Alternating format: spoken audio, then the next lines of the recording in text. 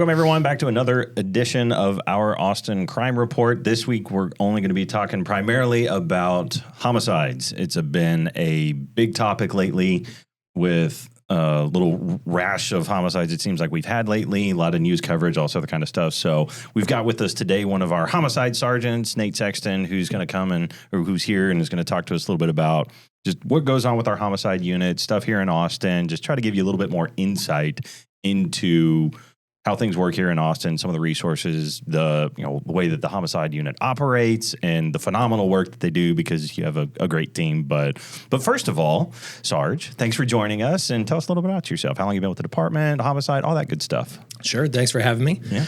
So I've been with the department just about 20 years, and I have been with homicide as a sergeant for almost 3 years, and I was a detective in the homicide unit for 5 years. Yeah.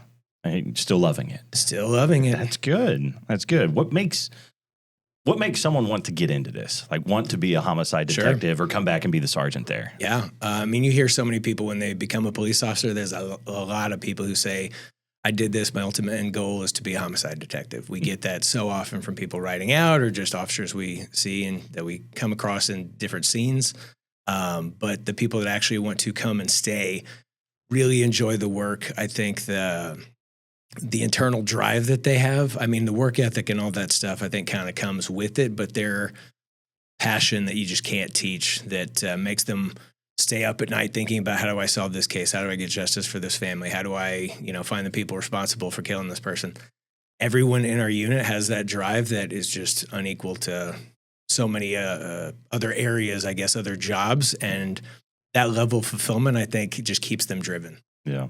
Well, and it's, a necessity of the unit, but I think what highlights a lot of that too is y'all have a very busy on-call rotation where detectives rotate in and out, where even if you're home, you still have to be ready to come back out, and they get called back in a lot, and they work nonstop until they've reached the end or something like that. It takes a lot of devotion. That's a lot of extra work besides just your regular 40 hours you may have in a week. Sure. We have the stereotypes of divorces, heart attacks. I mean, it takes its toll on people, and it's the only unit that has an on-call where you're just not sure what your schedule is going to be. Most units are a day here or a week there, and for our guys, they just have no idea how it's going to play out. Because they're usually on call until something happens. Correct. They're on call until there's a murder. Yep. And then it moves on to the next one. So you could be on call for a long time or a short time. So unfortunately, these days it's not that long, but it could be. It could be. It is not that long. So let's kind of talk about that. I mean, we're at 21 homicides for the year. We are. A lot of the news attention lately has been around we're ahead of where we were last year, and we've had 3 that happened kind of back to back. It seemed like these little runs. When you see these kind of numbers, what as detectives and sergeants that investigate these crimes, what are y'all looking at? What kind of goes through y'all's mind? Obviously, initially, we're trying to make sure that they're not linked, that there's not somebody out there on the rampage or anything like that. The vast majority of these cases are not tied together and don't have the same suspect committing these things. That said, we know that there's trends. We know that there can be weeks or a month with no homicides, and all of a sudden we'll have 5 in a week. Mm-hmm. So it really does seem to kind of go up and down in the flow of things, and we're kind of used to those trends. Now the new norm seems to be homicide numbers in the 70s by the end of the year, at least for the last several years. So we kind of know it'll even out. We're ahead of where we were last year by 4, but far behind where we were in 2023, and we still kind of ended up all between 71, 75 homicides. Yeah, so 2023, about where were we this time? So 2023, we were at 27. Okay. Oh, yeah, so we're 6 ahead of where we are now. Yeah, so we'll take that. That's better. But like you said, these are ebbs and flows. Exactly. Right? Yes. It's one of the other questions that a lot of people like to ask is, and they're just naturally curious about, is why does that happen? Like, why do we have where 3 will happen in 1 week and 2 will happen in a weekend, or something else happens kind of back to back? It seems like, and what are the primary factors? And I mean, to me, it seems like that's a pretty hard question to answer, but I'm curious from your perspective, kind of what y'all think about that. No, I wish we could tell. I think it definitely happens more often on weekends. Maybe people are drinking more, out partying more, so weekends definitely seem to have more of the homicides in general. But year round, I mean, weather could affect it. we're always trying to look for these trends, right? So we can be on standby, like, hey, is this really one going to happen this week? Yeah. It's South by, but it's just so all over the map. One year, November will be the busiest month we've had all year, and the next, there's only a few. So it's all over the place. Really seems like it's the human factor Sure. where people are just unpredictable. Like literally maybe something in the air. I wish we could quantify it and analyze it and figure out why. Yeah. Is there anything that kind of stands out to you as one of the biggest factors and what drives our homicide rate in particular, whether that's up or down? Like what contributes to it going up or going down? Sure. I would like to think our clearance rate helps. I hope people pay attention to the news and see how often people are held responsible, at least being arrested for these crimes, for these homicides. But as to why it peaks in certain, like you'll have 3 or 4 in one weekend, surely they're not all talking to each other like, hey, this is the weekend to get this going. I wish we had the answer to that, but it's hard to say why these patterns happen. Yeah. Let's talk about that though, because you mentioned the clearance rate for the homicide unit. What is that? Like tell us a little bit about what a clearance rate actually is. Sure. And then what is the rate right now? Sure. So we judge our clearance rate based on the getting enough probable cause to make an arrest for a homicide, something homicide related. Sometimes it ends up being manslaughter, negligent homicide, but something of that. We wouldn't charge somebody with the lesser offense, like say they were charged with assault, but they were the homicide suspect. That doesn't count. So as long as they're charged with a homicide related offense for that murder, that would technically count as cleared. Okay. Or solved. You can have justified homicides. You can have murder-suicides. So all these kind of go towards the clearance rate. Does that seem like it's kind of an interchangeable term, clearance rate versus solve rate? Pretty much, yes. Yeah. All right. Yes. And so what is that rate right now for APD? So I'd have to look it up here. See, they're always in the 90s. There you go. 2023, we are one away from being at 100%, which is unheard of. Like that doesn't happen. Last year, I believe we're at 94%, and this year we're right in the middle of it. So I'm not sure on the numbers for this year, but we haven't been below 90% in the stats that I could find for like the past 15 years. Wow. And probably longer than that. Yeah. When you look around the city, like how does that compare to or look around the country, how does that compare to other major cities in particular? It is by far leads the way. Like some of the other cities we've seen, some have gotten into the 90s here and there. I know Houston had, I think it was 87% last year, which is fantastic for a big city. Yeah. But like the national average is around 56%. I was going to say, those are most of the cities that I've talked to, that's where they are. They're like, Yes. about half the time we solve them. It's not good. We've gone to certain cities to get assistance, and they'll see how many resources we're pouring into these homicides for one person. Mm-hmm. And they would ask, how many people did this guy kill? And we said, just one. Mm-hmm. They were surprised that we're throwing that much effort into just one homicide, but to the credit of our department in the city and everyone that backs up this unit, to include our intel unit, who's our right hand, and we can't operate without them. People take it seriously, and we're allowed to have the resources that we can to get those high clearance rates. Yeah. And I've usually, when I've gotten asked in interviews, I talk about that, where these are very resource intensive calls. Yes. What all kind of resources do y'all use, access? Like what when we say that, what all does that entail? Sure. A lot of databases. Like this past weekend, people used license plate readers on the most recent homicide. It was a huge success story where they probably wouldn't have solved that case, but they're able to see that it was a particular red truck. This is all in the affidavits. This is all public information. Yeah. But they're able to find this vehicle that just left the scene, get him identified, and within 24 hours, that suspect was in custody. So something like that, huge, that we have access to. Just good relations with the community. The communities are so fantastic at calling in tips. And I don't know if that's the same across the country. I think our department and the relationship of our officers have with the community, I hope, helps that. But we get a lot of really good tips that help spark these cases and provide suspects that we wouldn't have had otherwise. But one of the biggest is, as I mentioned, that intel unit. We have our APD, Tactical Intelligence Unit, that's with the U.S. Marshals, and while their primary responsibility is tracking down and apprehending the suspects, the research and legwork that they do on these cases to help identify suspects, locate them, look for phone numbers, research associates like that, I can't speak enough to how important that is. Yeah. And they're very similar. Their on-call rotation is like they are dedicated. Oh yeah. Talking to those guys and knowing a bunch of them, they will. Once y'all give them a tip, you're like, hey, we've got this. When you do it, they are relentless. Yes. They do not stop. No. And it's wildly impressive.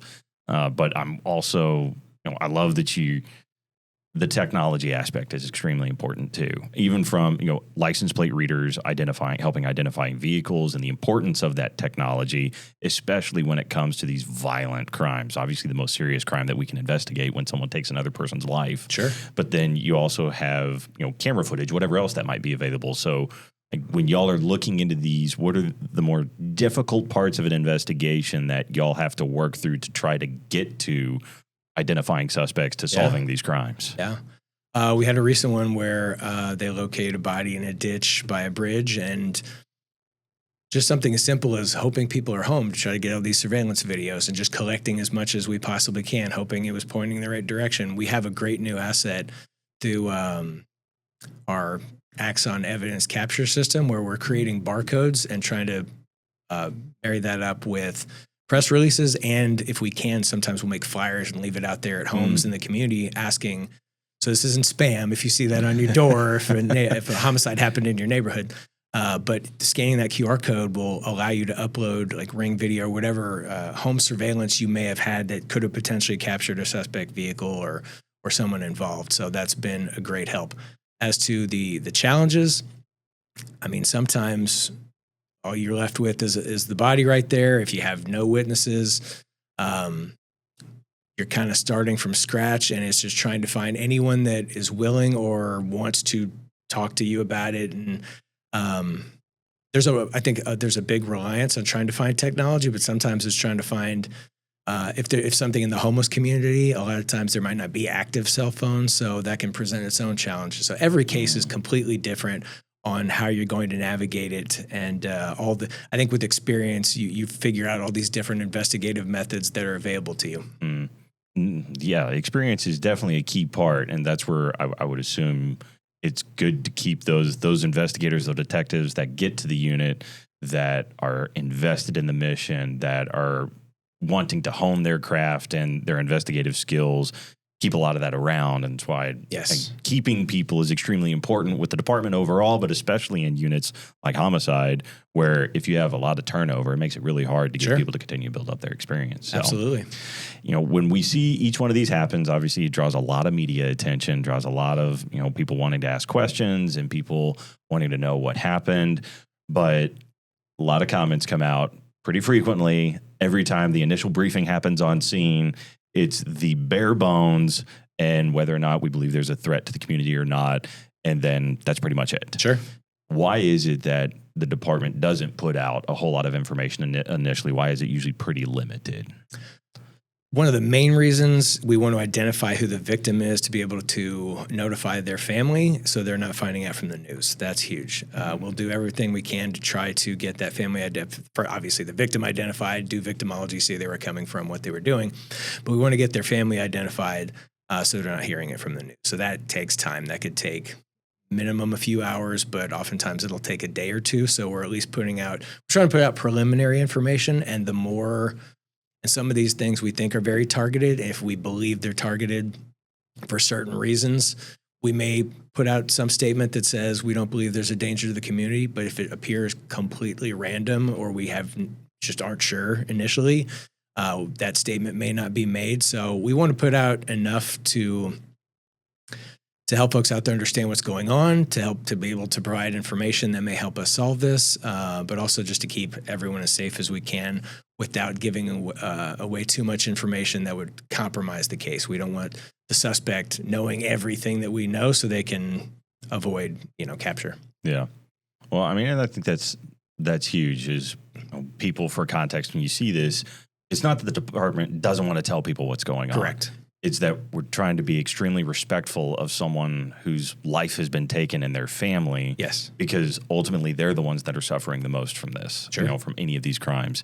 And then also protecting, which people hear, is the integrity of the investigation. Because, I mean, how often is it that you show up And within that first, few hours where everyone's still on scene, media is there trying to get all of this, the initial information.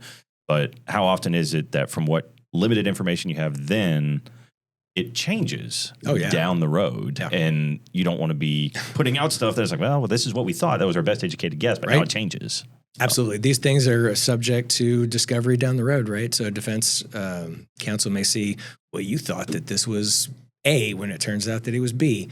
So we're not trying to jump to any conclusions. We don't want to, make any assumptions in the beginning. So we try to leave it general until we're able to get a little bit more narrowed down. Yeah. That's good. It's the way it's supposed to be. Right. Oh, I mean, how have you seen the unit grow, and why do you think the APD Homicide Unit is so successful? You've been there for a while, like as a detective and as a sergeant. So what do you think are the keys to success for the unit, especially in maintaining not just through resources, but y'all's high clearance rate? Sure. And all things considered, for a city our size, our homicide rate, while it's high for us and it's higher than it has been in years past, compared to a lot of other cities our size, we're still doing pretty good. Yes. So how is it that the homicide unit has been so successful in keeping it that way? At keeping the numbers where they are? Yeah, and just being able to keep up y'all's clearance rate. Sure. I think a very supportive chain of command. I think being allowed to recruit really well to get good detectives in there, you have to have good people in there who want to put in the work for the right reasons. And we have that, and we have a great chain of command that supports them through and through. So they're allowed and able to work at the hours that they need to, which nobody wants to be working 80 whatever hours it is a week to get these things done, but sometimes that's what it takes. Yeah. So having that support to be able to do that, I think, just this past Sunday, going out to Kerrville trying to take care of this case, and those guys worked crazy hours trying to lock down the suspect, get him detained, get that PC to be able to make that arrest. And that's constant. You may have a case from 3 or 4 weeks ago, and all of a sudden you get that little bit of extra of information that puts you over the edge that now you're able to file in that case, and you're doing 3 warrants. You have to have a team that wants to be a part of it. Everyone in the unit needs to want to be a part of that team, and they are. They'll drop everything they're doing to come help that person. Say, you got a search warrant? Let's do this. So buy-in from everyone, including the chain of command, has been huge. And the resources, like I'd mentioned, intel, our victim services is huge, and being able to talk to the families of victims. Yeah. I know a lot of other small agencies may not have that available to them, but that's big. Yeah. Yeah. And just for anyone that doesn't know, we've kind of talked about this in some other major incidents that have come up, but APD keeps a victim services unit, which is civilian folks that are counselors that are able to help other victims of crime, witnesses, various other people that are going through trauma related to criminal investigations, that we use a lot across the department as a whole, but especially with y'all, because you have people attached to the unit that do that with you. So APD goes above and beyond in trying to make sure that we not only provide the highest level of investigative quality, but also the highest level of service and resources to people that are victims or are involved in these types of crimes, because it can have a very traumatic effect on folks. Oh, yeah, absolutely. Yeah. Absolutely. So as we kind of wrap up here, and we're going to close out here shortly, but what would be some top things or a thing that you would want the community as a whole to know about your unit, the work that y'all do, tips, whatever, about ways that people can be involved, help you out, whatever you think is most relevant for people to know? Sure. I think anytime there's a homicide, especially if it's in your area of town, if you think that there's anything that you may have seen, if you think it's trivial, there's a tip line, 974-TIPS, the phone number. And a lot of people may not think there's much to it, and they call it in, and it ends up identifying a vehicle that we were looking for. So, that, like I'd mentioned earlier, that level of community participation and being willing to come forward and give tips has been absolutely huge to the community. Just that message that everyone in our homicide unit is dedicated to solving every one of these homicides, and we don't give more time to one victim than another. They take all of them incredibly seriously and will work. I can't even describe the amount of hours and the toll that it takes on them, and the burnout that it can cause. But everybody there really cares and wants the best for the victim, the victim's family. So I think that's a huge message that we want to put out there from our side. There may be times where hopefully this doesn't happen very often, but sometimes there's not as much communication maybe with victims' families or certain people sometimes, but the hours that they're putting in trying to apprehend suspects, they're just a driven group. So I just want people to know how good of a team that they have working for them here in Austin. Yeah, we have a phenomenal homicide unit, tech intel, victim services, everyone that gets tied into these things. It's a phenomenal group that does extraordinary work. Incredibly proud of them. Yes. And our department as a whole, as well as the community members that step up that help make all this happen. So sure, that's awesome. We appreciate you being here and helping us out with a lot of it and providing insight. It's a lot of stuff that people may not know. We just kind of wanted to, for those that are watching, put out some other information so that we kind of know a little bit more about behind the scenes stuff that you're probably not going to hear in just a traditional interview. It's just a little bit more context on why things happen the way that they happen, knowing who it is that's here to fight for our community, to fight against these types of crimes and to make sure that they get solved. So appreciate you being here and providing that perspective. It's been great. Absolutely. Before we wrap up, two things we want to hit on is our Wanted Wednesday from the Capital Area Crime Stoppers. This week, they are highlighting Simon Shipp. He has a current warrant out for failure to register as a sex offender. It's a case from this year. He's 44 years old, 5 foot 6 inches tall, about 130 pounds. As always, if you come across this individual, you know where he is. Do not confront them. Just call. You can call the Capital Area Crime Stoppers, or you can call APD. You can call 911 if you see them. And as a reminder, any tips that lead to arrest can result in a reward up to $1,000. And then lastly, our employee of the week is Mirtha, and I'm so sorry. Hopefully I can pronounce the whole last name, but it's Castaneda-Longoria, I believe. She's with our APD HR, and she has been phenomenal in trying to assist officers. They deal with a lot of issues when it comes with HR and trying to make sure that things operate smoothly.